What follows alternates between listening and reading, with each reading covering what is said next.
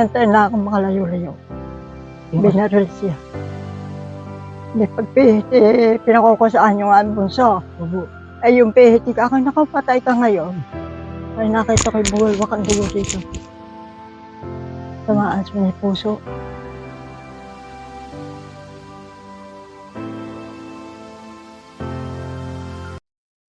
Yan po mga kabayan ay meron po tayong tutulungan sa pinakabundok po nito sa sitio, anong sitio to?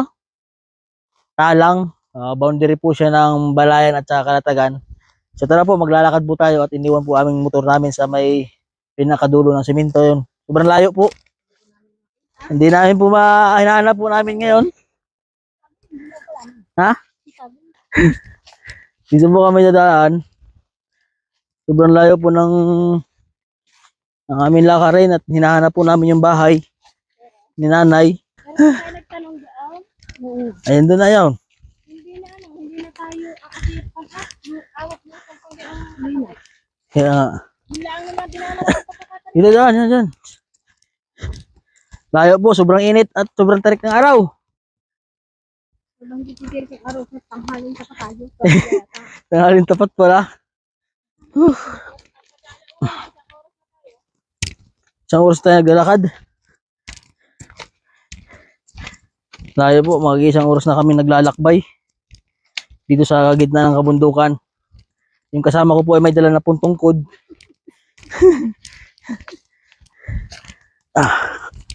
Grabe yung adventure natin ah. Adventure tulong ah. Ay. Ano, kaya pa? Kakayanin. Kakayanin daw. Wala pa naman kami dalang tubig. Hindi ko kaya. So, buti mahangin-hangin. Run! Ang ganda dito.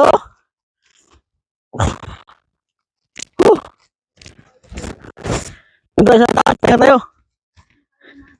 Magpahinga tayo. Grabe ang pagod. Sige, kunti na lang. Pahinga mo tayo sa taas. Bilisan nyo. Grabe talaga sa sakripisyo sa ating mga kabayan para makapagbigay lang ng tulong. Init at pagod. Pero kaya yan para sa ating misyon na makatulong sa ating kapwa. So yun po mga kabayan. So dito na po tayo sa location po natin na kay nanay po. So dito po yung daan at sa tagal pong paglalakad po namin ay hinahanap po namin. Sobrang masukal po yung daan. So ayun na po namin ito buhat-buhat ng grocery. Layo. So yun po, shout out nga po pala sa lahat ng mga viewers natin, mga sponsor, mga subscriber po. Yan po, shout out po sa inyo lahat. Lalo po sa ating mga sponsor po na nagtitiwala po sa ating channel. Maraming salamat po sa inyo lahat. Shout out po. At siyempre sa Tisbang po, don't forget to subscribe po sa kanilang YouTube channel. Yan. Yan po mga kabayan, nandito na po tayo sa bahay po ni nanay. So, pasok po tayo dito. Yan. Ito po yung bahay niyo po ay sira-sira na po. Hey nay, magandang hapon po. Pwede pong nay, paupo dito nay. So, dito na po tayo sa bahay po ni nanay. So, mapansin niyo po yung bahay niya ay sira-sira na po dito. Ay nay, kayo lang po dito mag-isa nay sa bahay niyo po. Ilang taon na kayo na ganito yung bahay niyo po nay? May 10 na yata ang taon. 10 years na po. Matagal na po ano. Bumukod ako at gusto ko bukod ako eh. Opo. Ibig sabihin niyo po ay gusto niyo ikabukod kayo sa yung mga anak. Oo. Sino po ang kasama niyo po dito nay? Ay kung minsan yung aking apo, anak na yung aking bunso. So, minsan sinasamahan po kayo. Paano pag halimbawa po ay Naulan po, Nay. Ay doon ako na lumipat sa bahay ng aking anak Sa na kabila. nasa bawal. Oo. Sa kabila. Ibig sabihin, pag naulan, nalipat po kayo doon. Mm. Ano po yung pangalan pala ni Nanay? Maria. Si Nanay Maria po. Ilan taon na po, Nay? 86 na po daw si Nanay. Si Maria, ang apelyido niyo po, Nay, ay? Bautista. Si Nanay Maria Bautista po. So, 86 years old po. So, nakatira po siya dito sa Talutod. Taludtod. Paraiso pa to. Albago. Balibago. Taludtod, Balibago. So, ito po ay nasa pinakatuktok po ng bundok. Ano nino? Kamusta po yung pamumuhay niyo po dito na sa bundok? Wala na akong wala na akong mapanguha. Wala na matrabaho. Opo. Hindi na kaya. Hindi. Matumba na. Nung kailan ako nag-uuling. Opo. At nagtitinda-tinda sa bayan. Ay, ngayon tumanda na. Mga 100 taon akong pahinga. Ibig sabihin po dati, nagtitinda-tinda po kayo. Dati ako nagtitinda-tinda. Namimili ng mga uling. Dati po. Tanong ko'y mabalo. Ibig sabihin, kakapatay lang po ng Matagal na. matagal na po yung ibig sabihin, simula po nung nabalo kayo. Mahigit ng 7? 100 taong bata nung ako'y mabalo. Tagal na po So, ibig sabihin, sa simula po noon, kayo na po ang naghahanap buhay. Oo.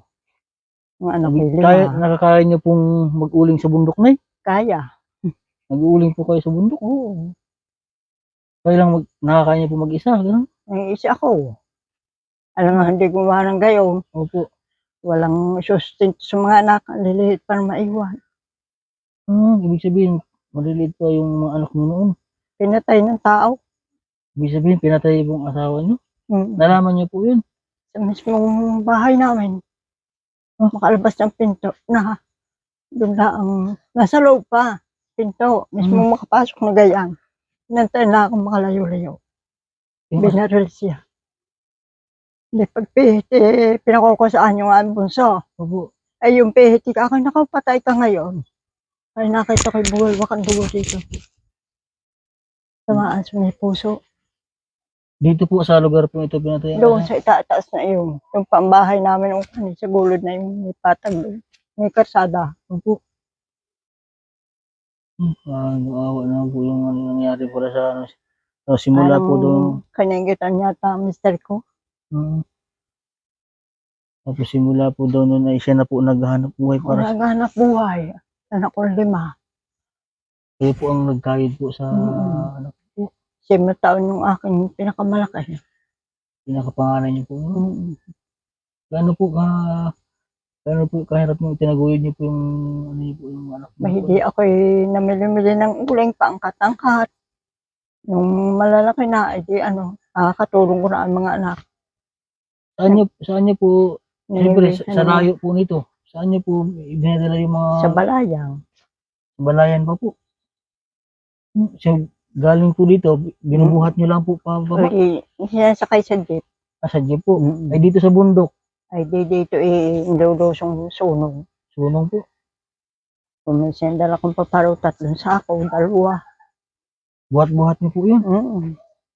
Grabe po pala yung pinagdaanan po ni Nanay sa... Napakahirap yung pinagdaanan ko. Kaliliit pa ng mga yan. Grabe siya. Si Nanay ngayon ay 86 years old na. Nanay Maria, tapos sobrang lakas pa niya po. Kayo po, Nay, ay malinaw po yung parinig niya? Malinaw. Ako mapapakinig, hindi ako nabibingin. Ay, yung mata niya po, kamusta naman po? Malinaw pa naman. Si Nanay. Malinaw po yung lahat sa kanya, mas malakas. Lalo pag napapagayan, ako'y parang nahabag. Napapatulong luha. Kung naalala niyo po yung mga... Naalala ko nangyari sa mister ko. Dahil man siyang kaaway. Opo. Basta nila ang binaril. Sigaw ko nga nung lumingos ako, pinakukuha nga aming bunso at nagising. Opo. May pag-uusapan daw kami. Hindi na nakapag-usap. Kumarap sa akin ang dugo dito yung bugalwak na. Hindi sigaw ko naku, kamamatay mo yan. Niyamila na gana. Nangunat na. Ako may sigaw ng sigaw. Opo. Sabi ko dalawa na kay Tinay, dalawin ninyo ako at patay ang mister ko. Grabe yan po, ano? Hindi niyo po talaga nahuli yung gumawa sa asawa niyo? Hindi na. Wala namang kaaway siya. Yung Walang nangyari po sa maituro. yung nangyari po sa karanasan po sa buhay po ni nanay. Tapos, ganito nga po yung kanyang kalagayan. Talagang napakahirap. Paano po yung pagkain niyo po pala dito, Nay? Dito na ako nagkukusiya. Kumis. Yan, ako. Kumisid niya talagang yung pag walang sahot-sakot na agaran. Ako sa mga anak. Kamusta naman po yung pamumuhay po ng mga anak niyo? Umuti naman. Opo. Ano po yung mga trabaho po nila, yung mga anak niyo po? Nagtutubo yung aking panganay na isa. Nagagapak po, nagtutubo. Nagagapak. Yung iba po, Naguhor na lang. nag-hoor na lang po. So, yun po. At nagbibigyan naman po siya ng tulong sa inyo, na yung anak niyo po. Pagka may siya nagbibigay ng kaunti, Tulong po. Yun po si nanay. At yun nga po, at ang ano po nang nangyari po sa buhay po ni nanay. Siya na po yung tumaguyod po sa kanyang mga anak. Simula po na simula. Ang nangyari nga po dun sa kanyang asawa. Na ano.